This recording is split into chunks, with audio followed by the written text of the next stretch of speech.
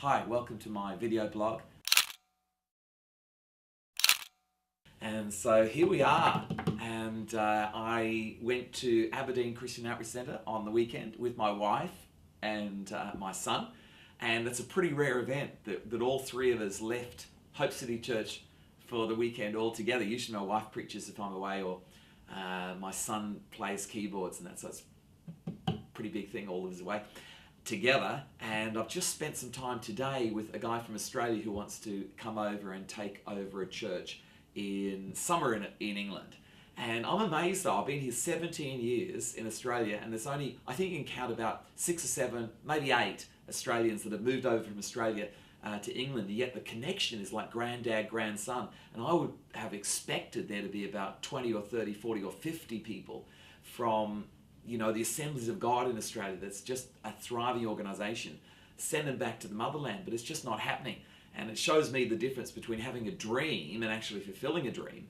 Is there's a big difference, and that's why I hate dreamers. You know, I love people that dream great dreams and then immediately attempt to put them into practice. Anyways, coming over, and a little bit of resistance, I guess, to him coming over, just a little bit, you know, but it forces the issue back at his hometown for the church to reinvent itself.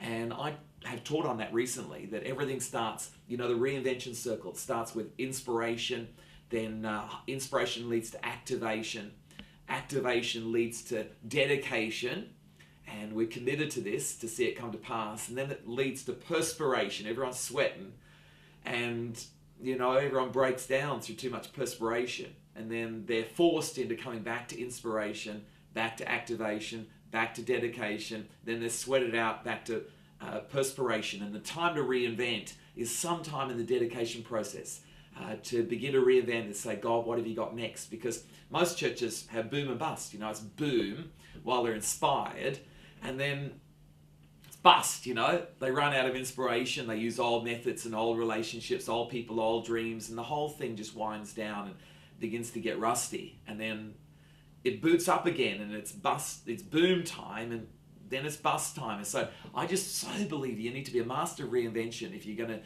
lead any organization, especially the church, to keep the whole thing out of boom and bust like our society's just done. Our economy's just done that in England. And to move out of that so that everything goes great and then it slows down a tad as we're in the dedication season, and then it reinvents to back up to inspiration. And so you can have hit after hit after hit after hit, but you're reinventing yourself. And so every time you reinvent, there's a new rhythm, there's a new melody, a new song in that. It's the difference between Oasis and Blur. Oasis are still putting out albums that sound very much like their very first album, but Blur are putting out completely different albums. Damon Albarn has just put out an album called an opera, it's called Monkey, A Journey to the West, and it's ridiculous, but what he does know is that if you're going to stay in the game and have a sharp edge, you've got to constantly reinvent yourself. So that's my message today for each one of you. You know, not to keep putting out the same songs, otherwise, because I went to Bryan Adams' concert recently, and it was a whole lot of old people, slightly younger than myself, but more my wife's age. She wanted to go, you know. She wants one of the songs that Bryan Adams played at a funeral, and makes my son cry that.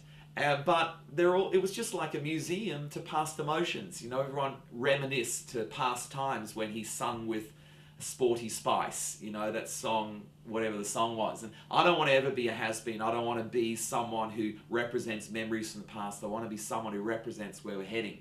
And that takes reinvention. You've got to pull out from trying to be popular, pull out from trying to have mass appeal, and think, God, what have you got? And constantly stay in touch with inspiration. Once you lose your inspiration and it turns completely to perspiration, you're in trouble and I'm in trouble. That's the lesson for today.